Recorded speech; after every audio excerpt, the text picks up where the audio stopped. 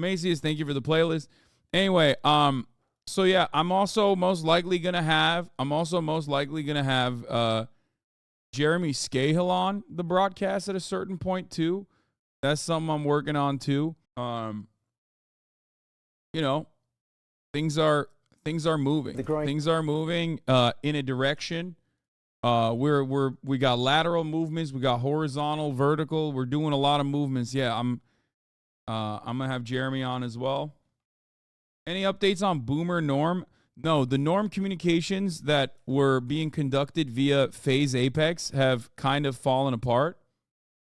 Unfortunately, I don't know what the fuck he's doing right now, but honestly, I wish him well. I mean, he's kind of clouded now. Norm is too much of a clouded man to come on the Hasanabi broadcast as well, I think. He got his money up. He got his fucking clout up. He got a New York Magazine article, which is crazy. Actually, I kind of want to talk about that. He got a New Yorker article. It makes me very happy to see a dude who is like straight up dedicated his whole life to fucking being one of the most important Palestine scholars out there. Norman Finkelstein's long crusade, a cantankerous Israel critic, takes a rare turn in the limelight, and he's now getting his fucking clout up. He's getting his money up. You know what I mean? It makes me very happy. I mean, he's such a massive boomer. He did an interview for my documentary a couple months ago. I can try to get him your info. Brother, I'm going to be honest with you. Thank you for your help. But I think you know, I have like probably 100 of his closest people that I'm very close with that have worked with him. It's not about like not being able to reach him directly. He only has a landline. First of all, that's a major issue. It is straight up because, like, think about it this way. I'm good friends with fucking Brace Belden, who literally had to go to his house to do an interview. Okay. I'm obviously good friends with Noah Colwyn, who has also worked with him in the past. I talked to whoever the Zoomer is that runs his account. Okay. It is straight up a miscommunication. Chapo got him on. I could get him on through there. You know what I mean? Phase Apex is real close with Norm. No, Phase Apex is not real close with Norm. I think he knows someone who's really close with Norm. I don't know. I think he might just hate you. No, man, he's 1 million years old. That's it. Adam Friedland had him on too. No, he's just old, man. That's it. He posted my videos on his Twitter account before. I don't think he knows who the fuck I am. It's just very difficult because it's like I said, he's a boomer. He is a perma boomer. And I'm not in New York. He needs like a TV studio to go to, I guess. No, that's not even it. So here's what happened with Norm. Okay. I was talking to him or whoever runs his social media. I was also talking with Phase Apex. We were trying to set this up ahead of time for like almost a month. Okay. So what ended up happening is I'm also talking to Brace on the other hand too. And I'm like, Brace, how the fuck do we get him on the line? Like how we get him? And what I wanted to do basically was I wanted to get him into a studio in New York so he could be on Discord, right? Someone with a Discord that we would be using so that I could show him, like I could screen share with him and show him like a Ben Shapiro video and then go through a Ben Shapiro video together. He would have fucking loved it, right? I think it would have been great. Problem is, at the last moment, I don't know what happened. He's like, only Zoom. He decided he doesn't like Discord. He only wants to do Zoom. And it's like, why do you have a preference? You don't know anything. Like, what do you mean? I don't see the point of having Norm on the stream. You already perfectly communicate every point about Palestine that he would make anyway. That's crazy. He is one of the best, most well-read motherfuckers on this issue on the planet, dude. Come on. No. Like, he's written many books, incredibly well-sourced. He is the guy, okay? Like, the only reason why my opinions resemble his, which, by the way, we have deviations. There are certainly moments where, like, we don't even agree, but it doesn't matter. It's the reason why, if I sound like him, it's because I've read him, okay? That's why I sound like him. I am, shouts out to H-Bomber guy, plagiarizing Norm Finkelstein. Yeah. Like, wow, you sound a lot like, it's like saying, why would you have Ilan Pape on the stream? I don't understand. And it's like, well, because I because those works are very important. Like the things that they've written on the matter are very important. I also want to have Rashid Khalidi on as well. Oh, Ryan is here. I'm going to bring him inside right now. And we'll get started here. We'll do Israel here. Watch this while I bring in Ryan. Its assault on Gaza. Civilians who fled to the south now find themselves with nowhere to go. Our foreign correspondent James Longman is on the ground in Israel. Good morning, James. Yeah, good morning, Michael. I'm at an artillery position about 2 miles away from Gaza. You can see soldiers there racking up ammunition, the shells ready to be fired out. Israel is refocusing now from the north to the south of Gaza, but that is where Palestinians were told to go for safety. Some 80% of all those inside Gaza have now been displaced. That's 1.9 million people. There's now almost nowhere to go in Gaza that's safe. They were told to go south. But as Israel ramps up its operations in southern Gaza, the fighting is inescapable. This family, including young boys, running from gunfire on what was supposed to be an evacuation route. And there's no end in sight. Israel's defense minister telling ABC News he believes the war in its current intensity will last at least through the end of the year. He says Israeli military leaders increasingly concede that killing all of Hamas's estimated 30,000 fighters will be impossible, adding their goal is to break the chain of command. They say they've now killed 40% of battalion leaders. These satellite images show Israeli military vehicles staging in southern Gaza, where many civilians were previously told to flee to safety. Ladies and gentlemen, Ryan Grimm, Washington, D.C. Bureau Chief of The Intercept, is here in the building.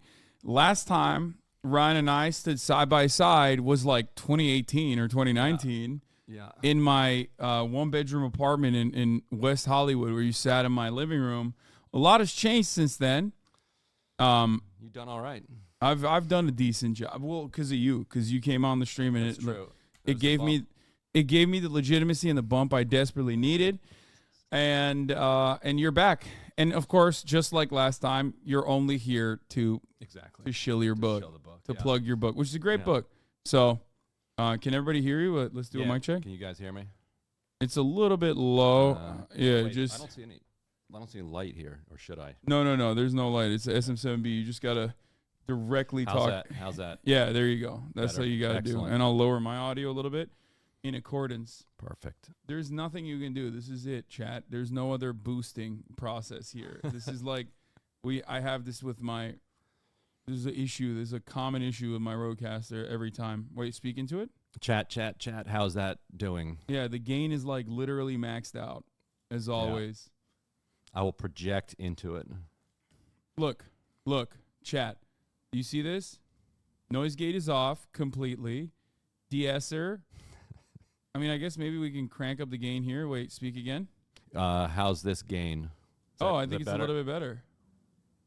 Actually, I figured it out. You're like learning how to do this. I'm still, dude. This is hard. It's a hard thing to do. It's harder than it should be. Live streaming and live production. It's not easy.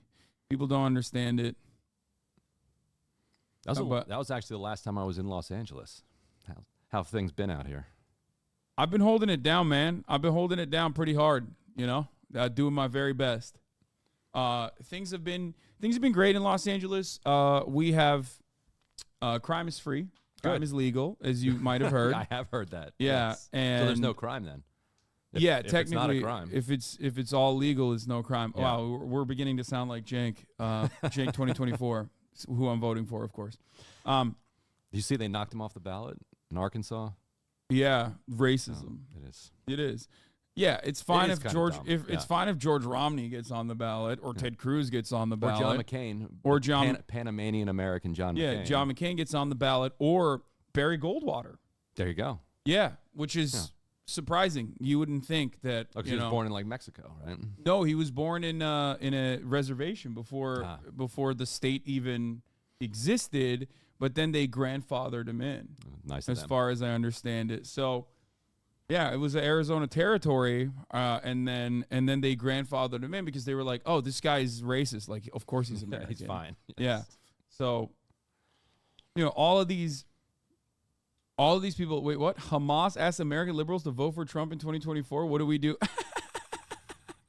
Yeah, that's what Abu Obaida came out, I heard today, and said, I'm being sarcastic.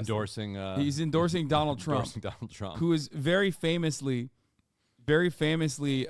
super pro Hamas and pro Palestine in general. He did call Hezbollah like super smart. Well, I mean, he does that all the time. He Yeah. said that about Xi. Yeah. He'd be like, Xi. Putin. He said that about Putin. Says about Putin. Yeah. It doesn't mean that his like policies deviate from the American foreign policy blob. As a matter of fact, it's just like more unhinged and off its rails usually. Yeah. Anyway, Doug Burgum dropped, which was devastating. But yeah, you're here. You have a book. Let's talk about the book. You have also a request as well. We're gonna knock out Ted Cruz today. Knock Ted Cruz out. That's right. Yeah, the book it officially came out today, and so it's called "The Squad: AOC and the Hope of a Political Revolution." That covers like a mock off of that like Obama Hope poster. And yeah, currently Ted Cruz is sitting at I think number 13 on the bestseller list, which he gets to by like using his campaign to buy a whole bunch of books. So they put a little cross next to those books. Oh yeah, they that's like the classic. That's every Republican does that. That's how Donald Trump Jr.'s book got. They just put them in warehouses and just let them take up space. And Cruz even sued the FEC, and it went to I think the Supreme Court, where he was also allowed to like lend his campaign money and then pay himself interest, like a decent amount of interest, and then use the money that he lent the campaign to like buy his books. That's and insane. Then get paid back with that, and then raise money from small donors on email and from big donors around Texas and around the country to then pay back his own loan. It's a wild grift. So I think he's the most vulnerable to getting knocked off the list. Yeah, I think it's really funny when Ted Cruz does that. We say, oh, like, I guess that's kind of allowed. But when George Santos does it, other stuff. Oh, yeah, come on. Yeah. Like, why? Yeah. I mean, I have joked about this already, but like the major problem with George Santos is that he just didn't do the crime by the books. Like, I've talked about this quite a bit with like Dinesh D'Souza, for example. Like, it is virtually impossible in the United States of America to like actually do campaign contribution. Yes, it's almost impossible. Fraud. It's like you have to be really bad. Yes. Like you have to be deliberately going out of your way to do like straw donations from like 13-year-old Chinese natives. Yeah. It's just maxing out. It's like very odd. And George Santos did kind of do that where he actually went above the campaign contribution limit, which is like, again, how do you fuck that up? He even stole. Did you see this? He stole from some Republican member. Like they gave him his credit card. Max Miller. Yeah, he takes his the credit mother's credit card. Just he kept stole, swipe. He maxed out with a Republican representative, Max Miller's card, and his mother's card as well. And the problem is, he went above the $2,700, I think, if I'm not mistaken, like the max campaign contribution way limit. above it. Yeah. He went 5,000 and multiple times. Yes. He fucking hit that multiple times, and now they're in trouble with the FEC because like it looks like they maxed out to a Republican, and that's also not legal. And then there was this big question about where did his $700,000 come from, and the Democrats are all like, they found some Russian that was close to him, and they're like, oh, Russia like got a plant here in Congress, and it turned out that there was no $700,000. Like everybody just assumed that his paperwork was correct, that if he said he got a $700,000 loan, he did get a $700,000 loan. Turns out he just wrote that down so that the RNC would be like, oh, he's got money. Because they only support rich people. Like if you're a regular person running for Congress, they're like, no, thank you. That's not how we do this. So he's like, no, somebody lent me $700,000. And then the Republicans are like, okay, cool. That's your ante. We'll match. Go get them. But he just made it up. Yeah. Speaking of Republican donors, an article came out today about an excerpt from your book. Yes, this is a fun one. Yeah, and I guess we could just go to your article on The Intercept. Yeah. Oh God, I gotta skip that paywall. Oh my God, how'd you get around it? It's brutal. I'm a hacker. Oh, good man. No, I have an ad block. It's awful. Yeah. Like it AOC keeps asking for my email. I'm Yeah. like, you guys have my email. AOC was offered $100,000 by AIPAC to start the conversation, and she turned them down. So this is from your book, right? Yeah. Yes. So if you remember, she wins in June 2018. She beats Joe Crowley. Everybody thinks that she's going to be kind of like a trivia question, like who's the obscure candidate that knocked off the next Speaker of the House. But then she starts doing television interviews, and she's just like crushing every single one of them. And people are like, oh, no. It's like Joe Crowley. He's going to be the trivia question. Like, who was the dude who lost to AOC? Yeah. And most people probably don't even remember his name by now. He's a lobbyist in Washington at this point. So for the next, 3 weeks, her star is just like There's people in rising. my chat asking, who's Crowley? Exactly, yes.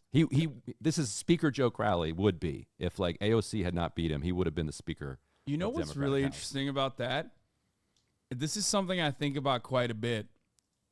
I feel like if there's one guy who should be the most thankful to AOC, it's motherfucking. It's like everyone in the New York Democratic Party orbit, but it's what's Nancy Pelosi's up and coming replacement for Joe Crowley, who's now Hakeem Jeffries. Hakeem Jeffries. Yeah. She made him. Yeah. She was the blocking back that cleared his just empty 80-yard run. Yeah, to literally, the Hakeem end Jeffries. zone. Hakeem Jeffries had another 10 years of percolating before he got to this position. Yeah. If it wasn't for AOC knocking Joe Crowley off, Yeah. and yet he is so disrespectful to her.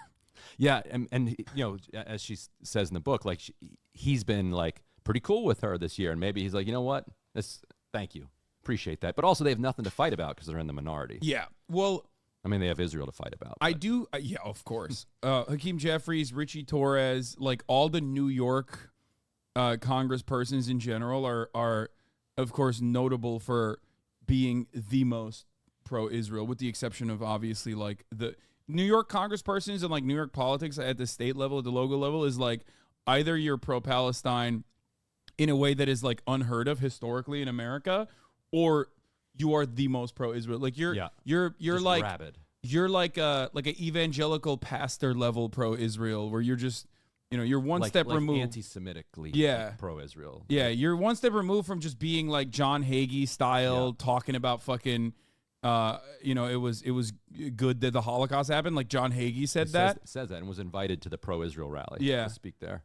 But they're John Fetterman style, I guess. Yes. Who's another insane, insanely weird avenue there. Okay, but let's talk about it. So AOC becomes more notable, and people start liking her. She's very telegenic. So what happens? So she's 3 weeks in, and she's just taking every request that comes in. She's getting bigger and bigger requests. She's eventually on the late night shows, that's A+ list celebrity status from 3 weeks earlier, being completely obscure.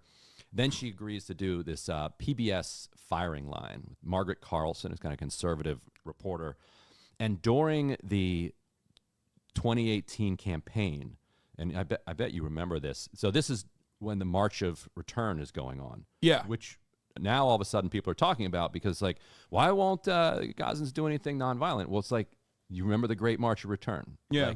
Every Friday, civil society, it was a bottom-up organized thing. They would picnic, they'd meet down by the fence, and then they would march to the fence, parade around, and they called it the March of Return. They'd look at the land that used to be theirs, and it was just to symbolize the oppression and the dislocation. And this was happening side by side as the embassy was being moved into Jerusalem, the American embassy. In one of those points, literally there was in Abby Martin's documentary, she shows this side by side is really damning.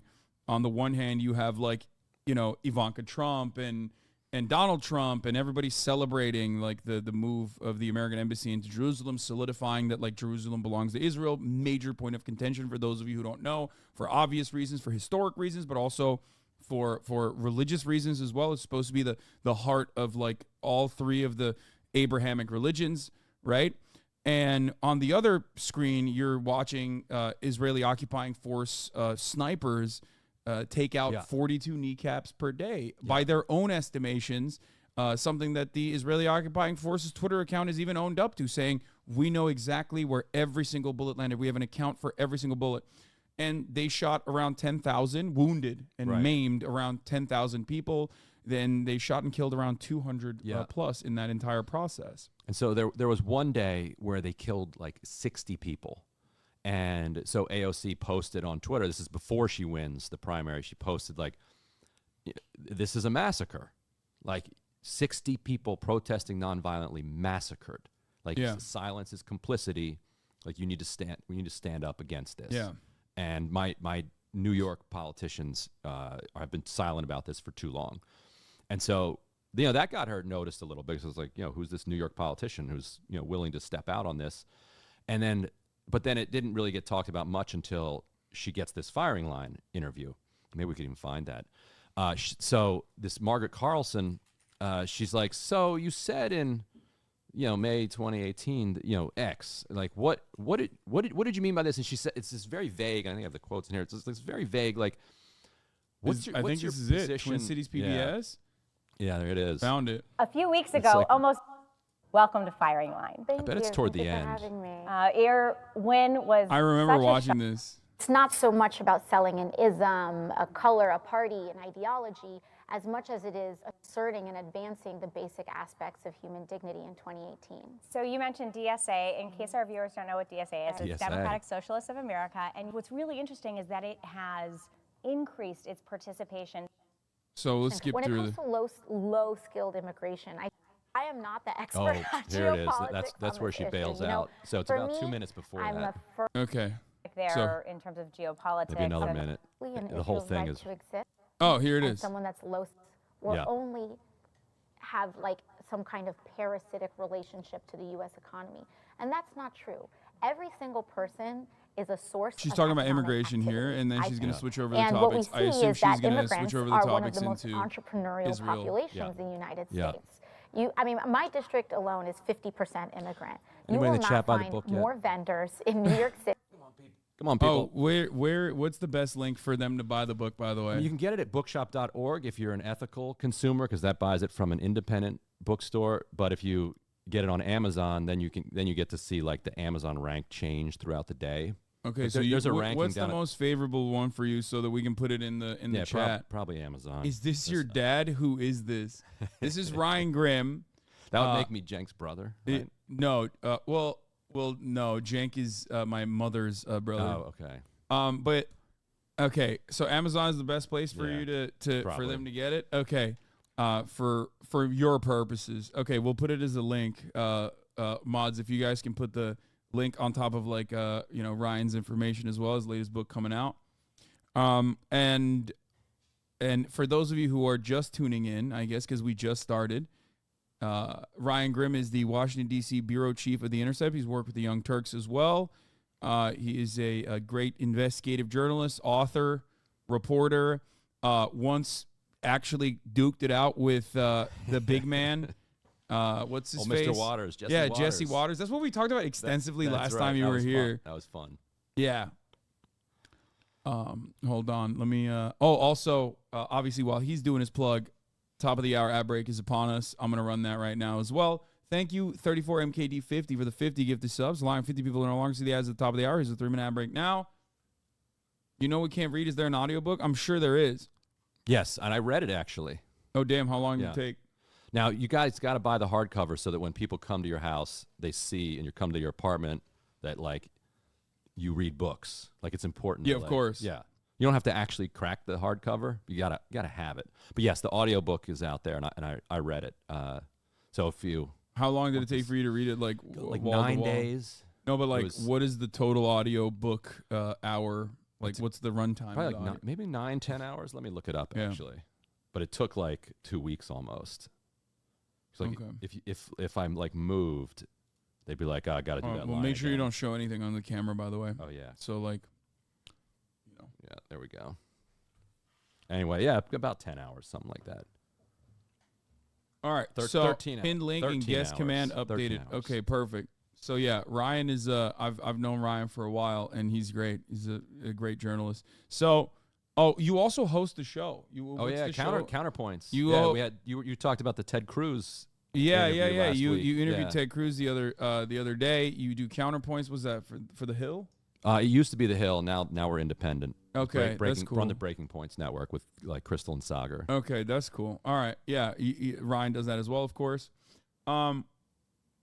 Here's the Ryan versus Jesse interaction. We're not going to do this every time he's here, man. That's crazy.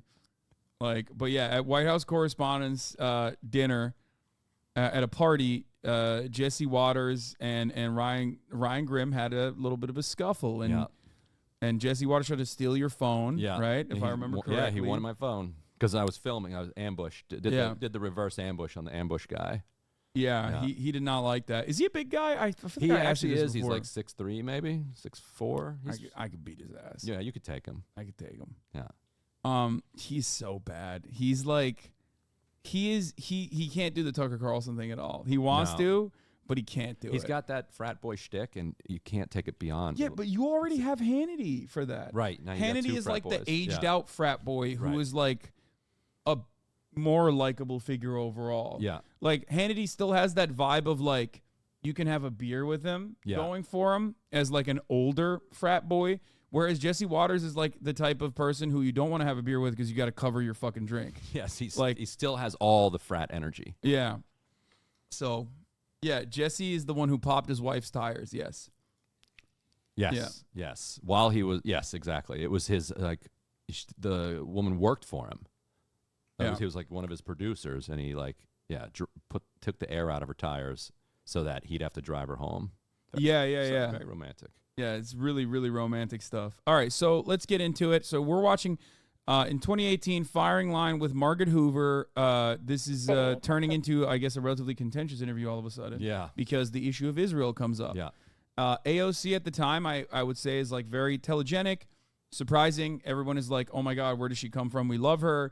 And then this like weird thing happened where like everyone who hates Bernie Sanders loved AOC, which was my favorite thing because I'm like, but they're the same. They agree on everything. They are like they're cut from the same cloth, and maybe she like volunteered for him. Maybe in certain instances, AOC more progressive than Bernie Sanders, as a matter of fact, especially in recent times. So, and I think that the exact opposite of that happens against AOC as well from the left, where like people hate AOC but then love Bernie Sanders. Fine with Bernie, yeah, and it's just like I don't think you guys are looking at the issues at all and are just like perma stuck on the aesthetics of the matter. Now you might be like an anti-electoralist, Marxist-Leninist, but then you gotta hate them both. Yeah, Maoist third worldist or whatever. But so then they're both America KKK, bourgeois Democrats. So that's different. But you can't pick and choose one or the other. Like, they are pretty much aligned.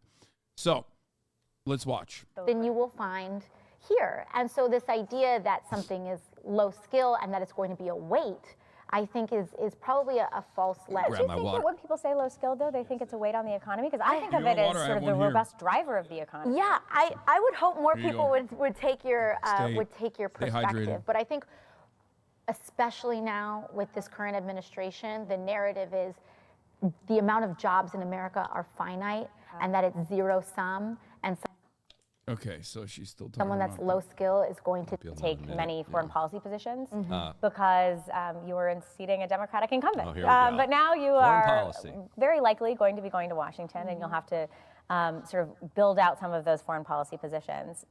You, in the campaign, made one tweet or made one statement that referred to a killing by Israeli soldiers of civilians in Gaza and called it a massacre, which became a little bit controversial. But I haven't seen anywhere. It's like 60 people killed. Yeah, that's crazy that's controversial. That's controversial. Wow, it's really wild how controversial it was when you said 60 people massacred is calling that a massacre is kind of controversial. Just a little bit of genocide, I'll see if I can find her exact tweet while she's talking. Well, I believe absolutely in Israel's right to exist. I am a proponent of a two-state solution. And for me, this is not a Wait, I'm sorry, she's absolutely in Israel's right to exist. I am a proponent of a two-state solution. And for me... So her position here is really interesting because that's just like, that is literally, depending on like where she's coming from, you could basically state that that is like soft liberal J Street style Zionism, right? And even then, it's like, whoa, chill now. This is not Things a have changed referendum, dramatically, I think, is what on I mean. the state of Israel. For me, oh, here's the her lens tweet if through you want which to hear I it. saw this Okay, incident. so what was her tweet? So this is the tweet that is quote unquote controversial according to Margaret Carlson. Someone said, "Don't let this boomer try to find it out."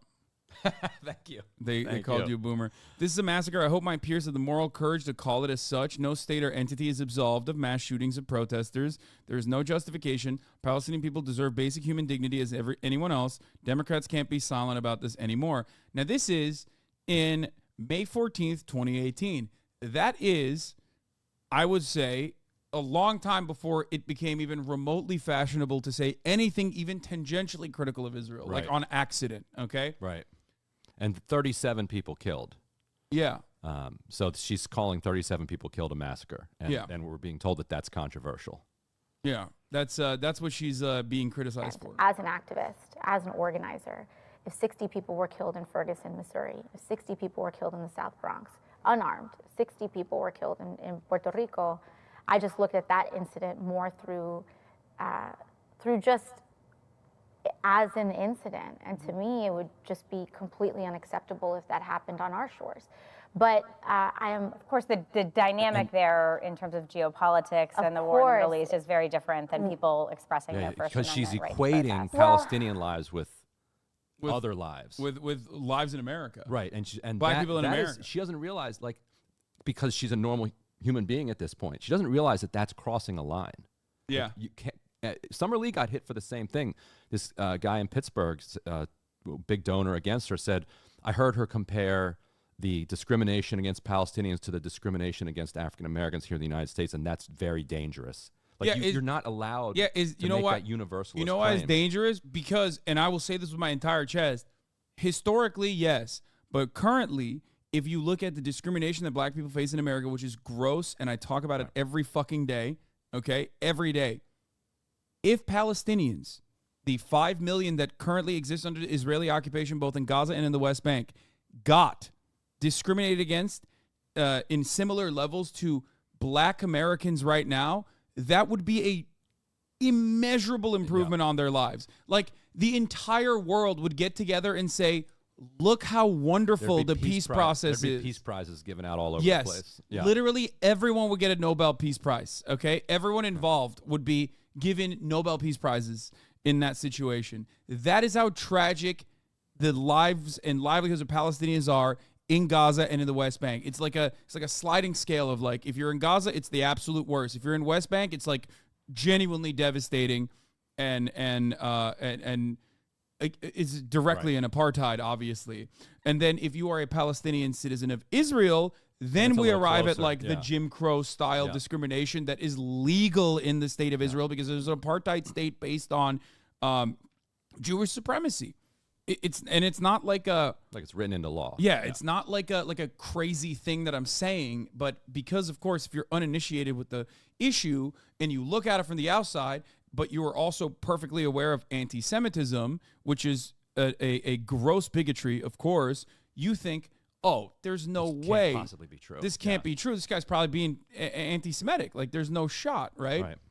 But I do think that since 2021, especially with B'Tselem, Human Rights Watch, Amnesty International, and all of these other like liberal NGOs and human rights groups openly stating that Israel is an apartheid state, things have shifted quite a bit. I would say since 2021, especially so. It's like people can just have a moment of honesty and openly state it. And then if pushed back on, you could just go back to the liberal NGOs and be like, well, they're saying it too because it's the correct thing. And this is before that kind of shift. Yeah. And also she's not steeped in it, as you'll see. Yeah, of course. Yes, but I also think that what people are starting to see, at least in the occupation of Palestine, is just an increasing crisis of humanitarian condition. And that to me is just where I tend to come from on this issue. You use the term she thinks this is like a fairly basic and fair thing to say. What did you mean by that? So run that back. Sorry. She goes, the occupation of Palestine. No. It's fine. She said the occupation of Palestine, and she's like using normal human language because she's a normie. She's like a relatively well-read bartender who's like assessing the situation as a normie. Used to watch TYT a lot. Yeah. And of course, I don't know if she watches anymore, but I feel like Jank is very critical of AOC from time to time, so I don't know. But regardless, well, now she watches the Hasanabi broadcast. Obviously. Yeah. So she is just like approaching it as like a normal person would, to be like, well, it's like kind of fucked up. And of course, you can't do that. There is no, you can't, you have to be incredibly careful in the way that you talk about it, especially in 2018. This is what I've talked about in the beginning, like when I started this iteration of the siege, right? As I've covered it time and time again over the course of the past 10 years, I've very publicly, very vocally been supportive of Palestine and Palestinian emancipation. And one of the things I told people was like, there's absolutely a double standard, and you cannot ever be callous, and you cannot ever use words that will be misconstrued and weaponized against you, because there's a long track record of doing so. You know what I mean? Don't call AOC a bartender. She's a congresswoman. No, at this point, she literally was a bartender for much longer than she had been a she's congresswoman. Not sworn in as a congresswoman yet. Yeah. She's not even a congresswoman-elect. She had won the primary. Yeah, this is in 2018.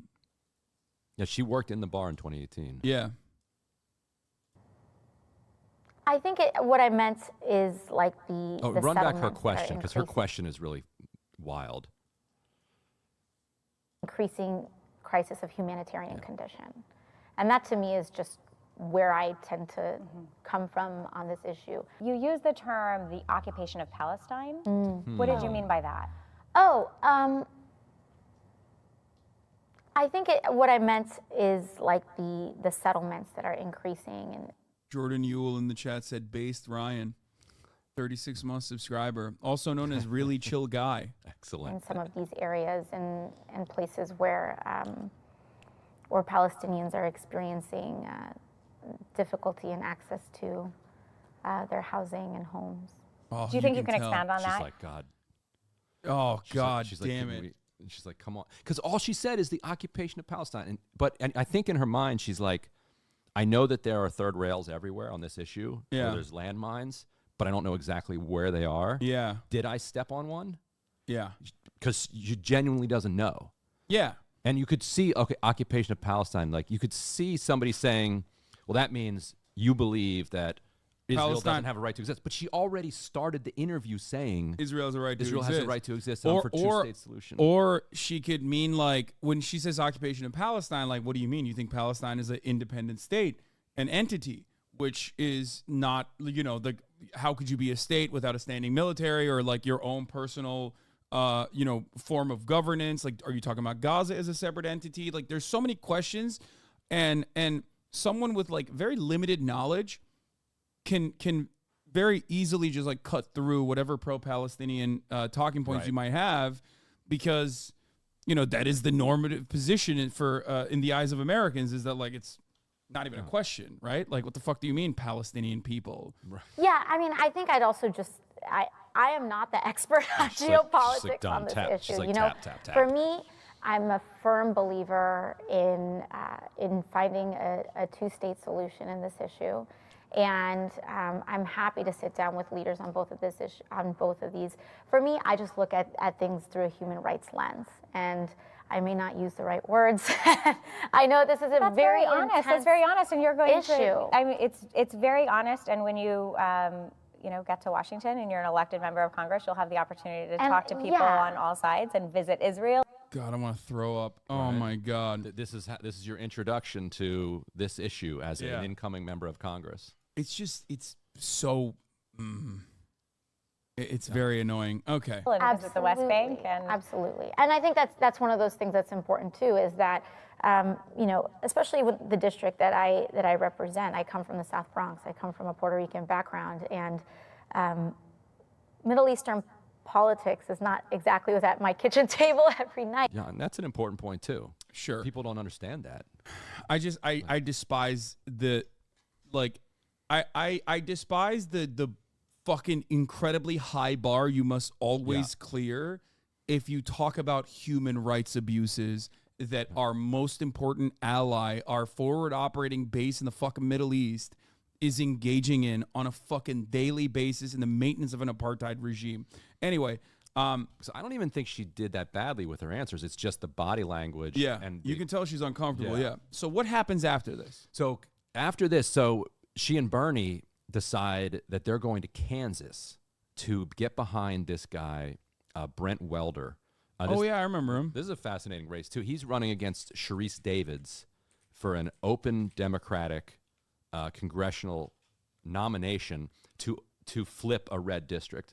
And so AOC and Bernie are like, look, we need to prove that this Bernie style, AOC style populism can win not just in Vermont and not just in the Bronx and Queens, but Kansas. Because Kansas is just it's pure symbolism in every way. So like if we can get Brent Welder, who was a Bernie delegate, a labor attorney, elected, and then have him beat the Republican, that's a huge message to the Democratic Party that this is not just cool for like blue seats, but we can actually have a governing majority. Real left populism works in red states and red districts. That's what the point is. And so she and Bernie fly out to Kansas, and we can talk about how that race unfolded because that was fascinating too.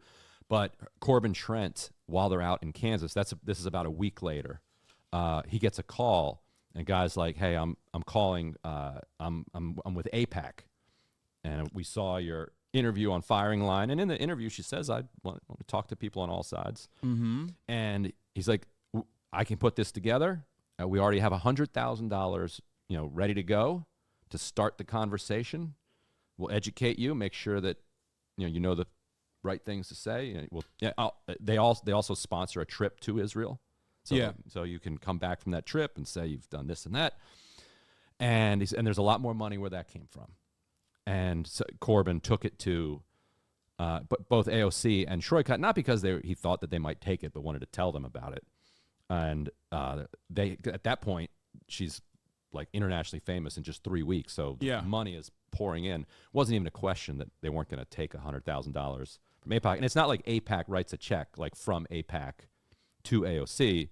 It's like a bunch of different AIPAC donors bundled together, and then they meet. And so they turned the money down, but it was like this introduction of like, oh wow, this is how this issue goes. Because Corbin also thought like, what if she was any one of the other 434 members of Congress who's not like a celebrity? And you would, by the way, his expectation is perfectly valid as a New York congressperson.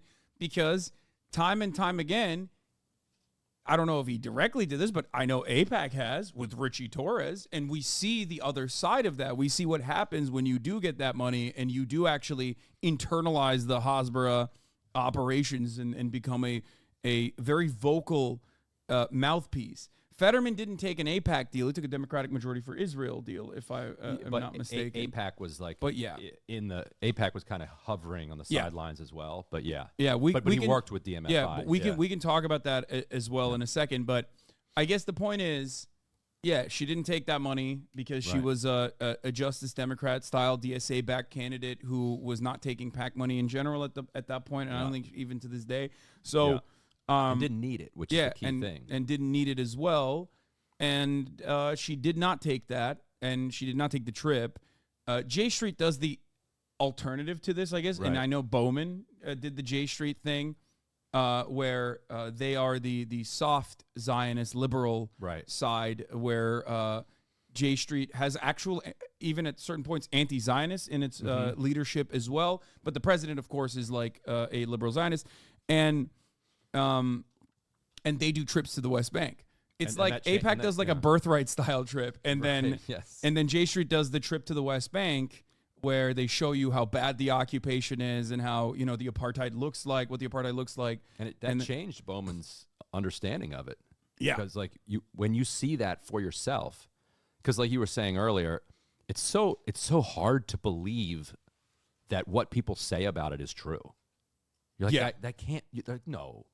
There's exits that only people with Jewish license plates can go off of? No, that can't be possible. That sounds a lot like another thing that we all know what it is historically. It's apartheid, because it is. As Ta-Nehisi Coates said, like when he went to this area of the West Bank, he's like, this all seemed very familiar to me. Like I understood it, but he understood it more historically because our like white supremacy now is integrated through just various like inchoate systems, not written right into law in that way. That's Jim Crow stuff that TNC is familiar with from like reading about it, talking to parents and grandparents, but not anymore. Like there are no separate but equal schools, or we've resegregated our schools through other means. Yes, but we have obviously America is like kind of goated on white supremacy. It was built around white supremacy, so we're very good at massaging white supremacy into all of our institutions in a way that is like very insidious, where even if you are a black person, sometimes you don't recognize it. Like it's constantly reinforced through our education system. So it is way more difficult to identify unless you have personal experience, which of course many black and brown people do have personal experience. Oftentimes traumatic experiences with like some of the organs of white supremacy, whether it be the police or the criminal justice system, or even like your teacher or someone in a position of power early on in your life. Israel's supremacist values are very much codified in a way that you normally don't see in the 21st century in a Western aligned nation, especially. You don't see that ever. Yeah. Unless, you have to go to something crazy like Saudi Arabia, but nobody defends Saudi. Nobody's like, Saudi Arabia has a right to exist with its like beheading people and exactly. Like they don't do that. We're like, they're our ally and they're useful, and we like the low gas prices. Well, Trump kind of did that. Yeah. Where he was like, what are you going to do? Buy $10 billion worth of weapons? If we don't sell it, Russia will. Yeah. So exactly. there are people who at least take that stance, the honest stance, I would say. But yeah, it's I think like a lot of people in my audience are very much initiated with this, obviously. And they're very familiar with this process, but it's interesting to see AOC deviate away. But it's also very important that people understand that this is how the money faucet begins and how it takes hold, and then in an alternative timeline, maybe AOC is like Richie Torres now, right? And so their next play then, so Ilhan Omar and Rashida Tlaib get elected this same cycle, and then January of 2019. Is when Democratic Majority for Israel puts its pact together, like in direct response to these members of Congress coming into office. Like that's and they're very clear. Like they don't explicitly necessarily name them, but they're like there are rising voices inside the party that are not sufficiently supportive of Israel, and we need to organize within the Democratic Party to push back against that. So I remember something about Democratic Majority for Israel that I want to talk about. If I'm not mistaken, didn't they also have some of the same guys that operated in the UK against the Corbyn campaign as well? That sounds familiar. I feel like they had ties to some of the people that were also operating the similar like anti-Corbyn smear campaign in the UK as well. And Democratic Majority for Israel is set up on January 29, 2019, 4 years ago. Their first target actually isn't Ilhan Omar or Rashida Tlaib. It's Bernie Sanders. In the presidential. Yeah. Which is really funny because Americans are not as like developed to understand that you could be Jewish and anti-Semitic. Which I don't think Bernie Sanders is, by the way. Do not misunderstand me. But that is a thing. You can be an anti-Semitic Jewish person. Exactly. Great example, actually. But to the broader American public, a figurehead that is beloved, the most popular congressperson at the time, who is Jewish, being smeared as an anti-Semite, they're going to be like, the fuck are you talking about? So I think that was when they kind of like... And they ran their ads against him. They didn't talk about, and this was their pattern all the way up until very recently. They would never talk about Israel-Palestine in their ads because... it does not work in a Democratic primary. Yeah. to like call out Bernie Sanders for being somewhat critical of the occupation, and so what they hit Bernie for was his heart attack. They're like, he can't stand up to Trump because he had a heart attack. Yeah. So and the same, like they hit like Donna Edwards, this who used to be a member of Congress, and they spent $7 million against her. They said she was like bad at constituent service.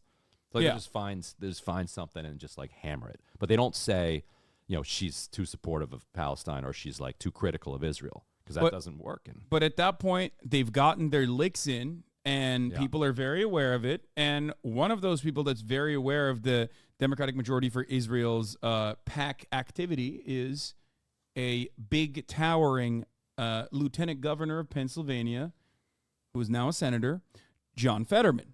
Yeah. And I think that's a important thing to recognize and talk about as well, because a lot of people ask, what the fuck happened to John Fetterman? Like, he was always like iffy on Israel, but it's usually a position that I'm like understanding of, because I know that you can't really say too much and not get hammered. So I always thought that he was just deflecting, or he was just basically saying like, yeah, I'm pro-Israel, whatever, who cares? Like, just don't nuke me over. Yeah, this. please don't fucking own me. And it turns out, no, he got that. Yeah, I don't know what happened to him. He got the head transplant. Yeah, it's like we can explain like 50 to 60% of it, but I don't think all of it. But the 50 to 60% of it is in the book, and it's a wild story. He's got what's his name? It was a right-wing congressman from this Pittsburgh suburbs who was running also for Senate, and that guy he was like a very Rahm Emanuel 2006 2008 right-wing Democrat. And Connor Lamb. Oh, yeah, Connor Lamb. Yeah. So it's Connor Lamb against John Fetterman. Who, by the way, outflanked Fetterman the other day, which was crazy. Anyway. I bet it's a little bit of bitterness from what I'm about to talk about. So his campaign was 10, 20 points down, and he's running out of money because he's completely backed by big donors. And at a certain level, you tap out those max donors. Like, those rich people have more money, but they can only give it to a super PAC. They can't give it directly to you. So he puts out a couple of memos where he's like, look, I'm going to lose to Fetterman unless a super PAC comes in. Mm-hmm. And here's how much a super PAC needs to spend. Here's where they need to spend it. Here are the messages that work on Fetterman. The thing with the gun where he like pulled a shotgun on a black guy. Yeah. First, like that's a very clean and fair hit at the time, and you think back on that, you're like, oh yeah, actually, huh? No, I think that was like, I think in Pennsylvania it went it could go in either direction. I remember analyzing it at the time, and I was like, well, what are they trying to get him to fucking definitely win? Because like, rural Pennsylvania is like, rural Pennsylvania is gonna look at that and be like, oh yeah, no, I love this guy. What do you mean he tried to fucking shoot a black jogger with a shotgun, thinking he was like a shooter? Fuck yeah, I'm gonna vote for him extra hard. So Connor Lamb's putting out these memos, and while Connor Lamb is putting out these memos, the key super PAC in question here is DMFI, but then AIPAC is also spending $30+ million that cycle as well. But they're kind of following DMFI's guidance. DMFI working with some other big money PACs, but they're the ones that are like calling the shots. And the other PACs told me this on the record for the book, that like, we were just following DMFI's guidance. So like they have a name like Mainstream Democrats PAC, which is funded by Reid Hoffman, the LinkedIn billionaire. And they're like, we just, whatever DMFI tells us to do. Like, they're smart. We just do that. So John Fetterman's campaign sits down with DMFI, and they're like, what do we need to do, for this not to happen? And so they have their meeting about Israel-Palestine. Fetterman's campaign sends DMFI there, and they've talked about this. This is all on the record. They send them the platform. Here's our Israel-Palestine situation. DMFI is like, this is good, but it could be better, and they like make edits and like kick it back, and then the Fetterman campaign stamps it, and then Fetterman agrees to do an interview with this really a good news outlet. Good in the sense like they get a lot of scoops. Jewish Insider. Yeah, there's a couple really good reporters there whose work I follow because it's like kind of on the other side of my beat. And so he volunteers to do an interview, and you often see, you saw Katie Porter, like right before her California race. It's like you have to do an interview with Jewish Insider and talk about what you think of BDS, talk about what you think of conditioning aid to Israel. Like those are the key things. Yeah. And so he goes on and he's like, and he doesn't even get asked about a couple other things, and he's like, I just want to, even if I'm not asked, he's like, I just want to say, like, I find BDS to be horrific, immoral. He's like, I'm not progressive on this issue, was like one of his quotes. Nice. Like, because the lead of the article in the Jewish Insider is like, John Fetterman is often lumped in with the squad, and so there's been concern among the pro-Israel community that he shares the squad's politics when it comes to Israel-Palestine. But he assures Jewish Insider that he does not. And then they just quote him, bang, bang, bang. And like, and he talks about, like, there had recently been that Iron Dome vote. He's like, I thought that was appalling and outrageous. So he just, you could see him laying it on extra thick in that interview. Yeah. So he was already kind of there. And now he's also getting squeezed from both sides. Somebody like Omar, AOC, Tlaib, etc., they only have to worry about a Democratic primary. Whereas for Fetterman, they've got two shots to knock him off. They've got the Democratic primary, and then AIPAC could also come in and back, because DMFI can't back the Republican, but AIPAC can come in and could spend enormous amounts of money on a Republican to beat him in Pennsylvania. So he has extra incentive, or extra vulnerability. And it kind of failed because it seems like Dr. Oz told the Republican Jewish Coalition that Fetterman was okay with pressuring Israel to respect the elemental human rights of its Palestinian citizens and non-citizen subjects. Fetterman was clarifying that he's not okay with any such thing, which is insane. Like, they were doing a race to the bottom where, like, Dr. Oz, human rights. Yeah, Dr. Oz is like, dude, Fetterman thinks Palestinians are human, and then John Fetterman was like, no, I don't. No, I don't. I don't think that they're human. I think that they're subhuman, actually. I will go on the record right now. Which is crazy. Like, that is, God, that link to Jewish Insider. I fucking hate American politics so much sometimes. It's just, like, so gross. Yeah. Yeah, he was okay with pressuring Israel to respect the elemental human rights of its Palestinian citizens and non-citizen subjects. Fetterman was clarifying that he's not okay with any such thing. And that he had an unwavering commitment to Israel's security, and that he was in favor of additional military assistance without any additional conditions. So, overall, it's like, I thought, Harvard guy, very hard to shake that off. You know what I mean? Like, that was always a thing in the back of my mind. Like, technically, he is like a Harvard guy. You know what I mean? Yeah. He presents himself a certain way, but he still has that background. Yeah. Right? Yeah, he grew up pretty rich. Yeah. So that, in and of itself, I always thought would, like, may come up as a issue down the line potentially. Like, does he have, like, what are his class politics? Yeah, exactly. Through that, exactly. But he was always pretty consistently solid on labor in general, but I think that is the progressive accept Palestine thing comes into mind immediately in this situation, except he's gone above and beyond, like way above and beyond what he's like outflanking Nadler at this point. You know what I mean? What the fuck are you doing? Yeah. Like, he's like the furthest. You have like a calcified senator or a congressperson, and even they're like, dude, this is ridiculous. Like, the anti-Semitism equals anti-Zionism stuff is like out of control. There are literally there are Jews that would be considered anti-Semitic under this ridiculous Israel messaging bill born in 1948. Yeah, like anti-Semitism is thousands of years old, and the resolution that you were talking about the other day that passed with 14 no's, which we'll see what happens. We'll see what comes of that. But it's, he is, it's pretty awful that he took this like super hardline, super militant stance in his like pro-Israel position. I'm shocked at how above and beyond he went. I think there's a really interesting analysis here from Edingermentum, where he says, when I did research about him during the Fettermania 2 months ago, he had one thing I kept finding throughout his career was a reliance on personal branding above all else. This makes him completely impossible to move on issues where he decides his stances on a whim. He goes, his basis for his entire brand is being unapologetic and antagonizing about things he believes in.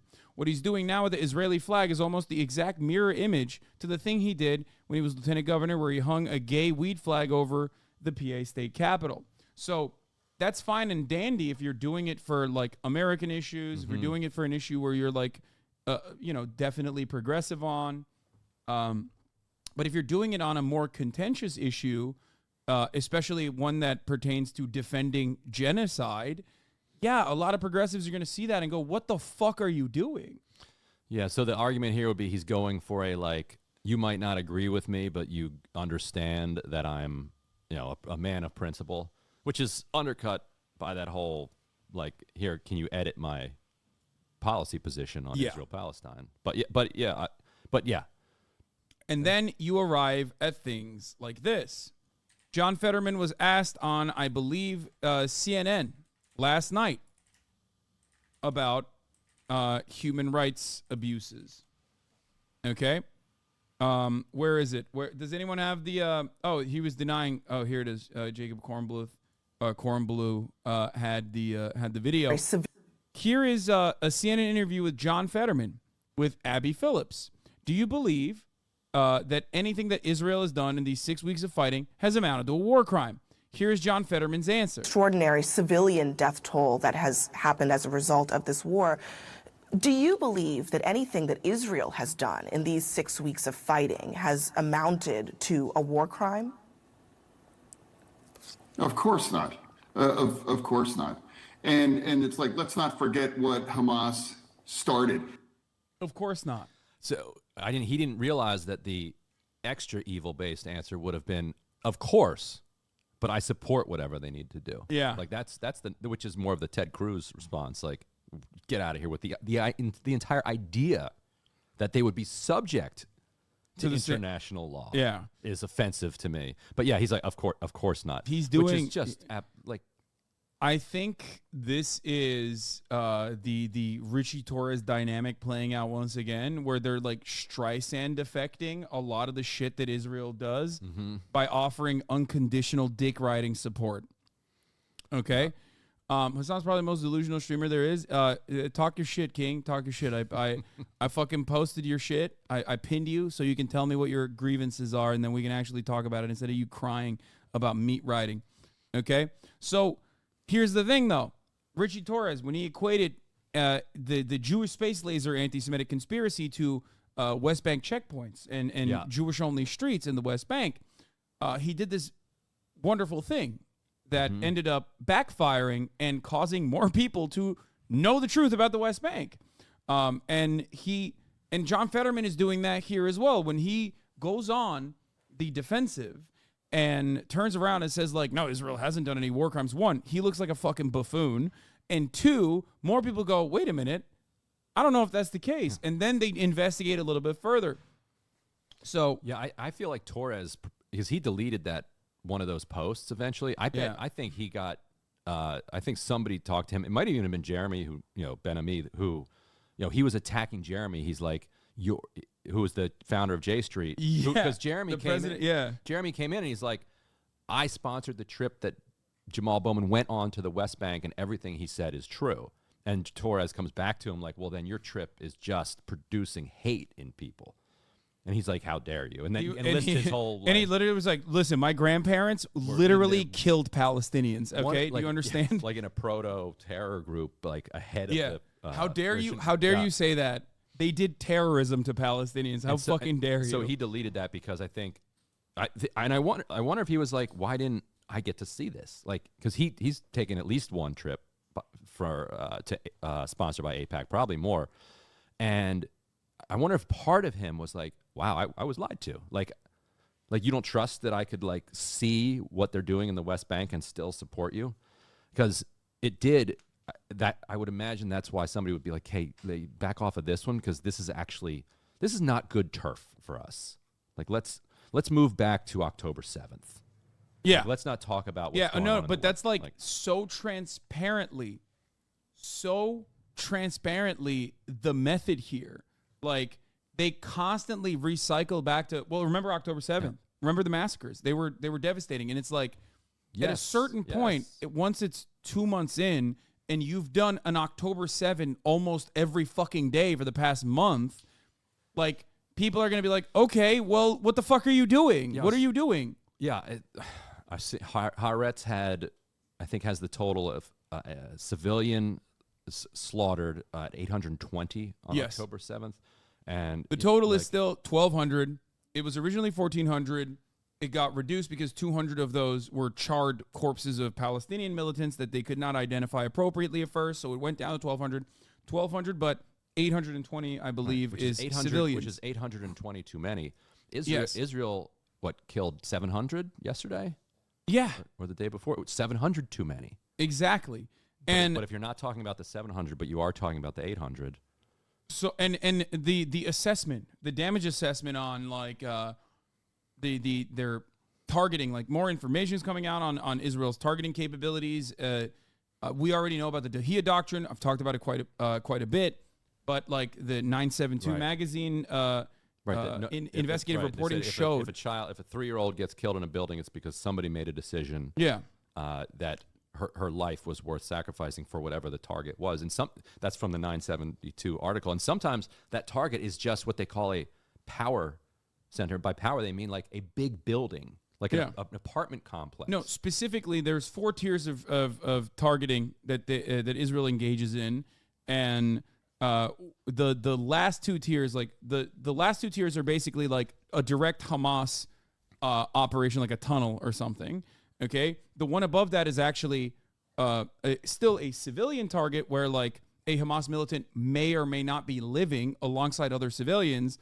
And then the other 2 targets are directly just straight up civil society places, like specifically to break the will of the Palestinian people under no uncertain terms. Like they very openly blow up universities, mosques, hospitals, schools deliberately so that they hope that like the Palestinians will turn on Hamas. Yeah, that was the 1982 plan in Lebanon to destroy so much Lebanese civil society that the Lebanese would kick the PLO out of Lebanon. Be like, look, like it's the same way that you make life miserable for the Taliban, so they kick Osama bin Laden. But that's different. They're going after the actual Taliban, like what Israel was doing, going after civilians, so that civilians would tell Arafat, you need to go to Tunisia or somewhere else because this is causing us too much trouble. Yeah. And that was the explicit strategy. Enough civilian misery that the civilians turn against the PLO. Now they're trying to do it with Hamas, which is so much more embedded into the just kind of fabric of Gaza society. And what only ends up happening in that situation is like you create more radicalization and a more hardliner stance towards because even more reactionary. Because the PLO could actually literally get on boats and disperse, which is what ended up happening. That's not really, I don't understand how you could possibly do that with Hamas. Yeah, but also there's a secondary part of that. When you destroy civil society, you create volatility, which gangs will then, then you have the Hezbollah, rising to power. That's where Hezbollah comes from. And being and being seen as like liberators to many parts of Lebanese society for that purpose. So like you're never going to be able to deal with things like this militarily. It has never happened, in my opinion, in the history of counterinsurgency, unless it's a complete ethnic cleansing, like the Tamil Tigers, that situation where they cornered like 60,000 civilians, and inside there are like the 5,000 remaining Tamil Tigers, and they just killed everybody. Yeah, and then you're like, oh, okay, well, if you don't do that, if you don't do full blown ethnic cleansing, you are never going to be able to squash the will of the people. The world didn't say shit about that, and that I think is. But that's also different in the sense that like it's not directly being filmed every single day on American news and on TikTok and on independent outlets, being done to people with that we now have parasocial relationships with. Yeah, exactly. Like so many Palestinian journalists that are documenting their lives every single day, and therefore there, and also our connection to Israel as well as our most important strategic ally in the region, like because there's also currently ongoing campaigns in Burma, in Myanmar, right? You have rebel groups that are fighting against the military, and there was an ethnic cleansing campaign against Muslims there beforehand as well. And like the reason why it is not as in your face, or is not something that like Americans are paying attention to, like it happened the last time even, is because the American connection and the American involvement is not as personal in that situation. Yeah, Americans don't care about anything going on around the world, so it has to, there's a really high bar. Like our direct involvement has to be extremely intense. Yeah. So that's something to consider here. If you're like confused as to why people don't care about They broke the first ceasefire, and then they attacked Israel and murdered over 1,200 innocent women, children, babies, everything, and brutalized it in the most unspeakable kinds of ways. And so that really is the ultimate, criminal war kinds of. This is absolutely an unequivocal attack to destroy Israel. And we must remember that that's how started all of this. But are you comfortable, Senator, with the number of Palestinians who have lost their lives? 7,000 children. By the way, you didn't get banned. You got auto-modded by Fossabot Concrete Fork, for the record, because your piece was too long. Gave you a fair chance and watched today instead of just going by what others said, but you totally proved their criticism right. Israel's doing on October 7 every day is so obviously disingenuous. If you haven't noticed, Hamas places centers of operations by, in, and under the hospitals and schools you're acting like they destroy just to annoy Palestinians. It's wild seeing your self-admitted propaganda evolve in the face of contradicting evidence.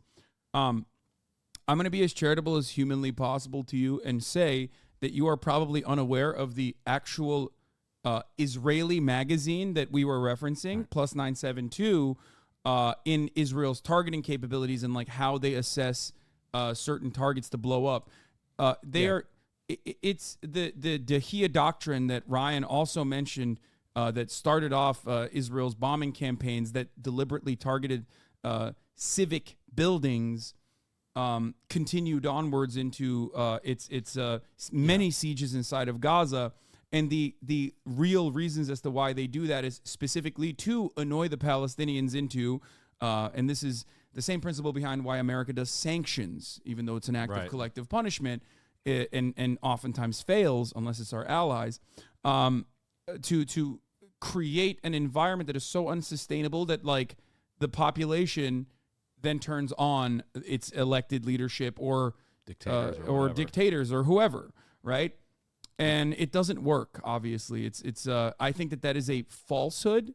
That is a false reason to just do ethnic cleansing, because I think Israel's opinions are pretty clear on this. Like there are enough Knesset members, enough people in positions of power on the Israeli military that has openly stated that they are interested in raising Gaza as an act of vengeance, but also so they can take it over and annex it almost entirely.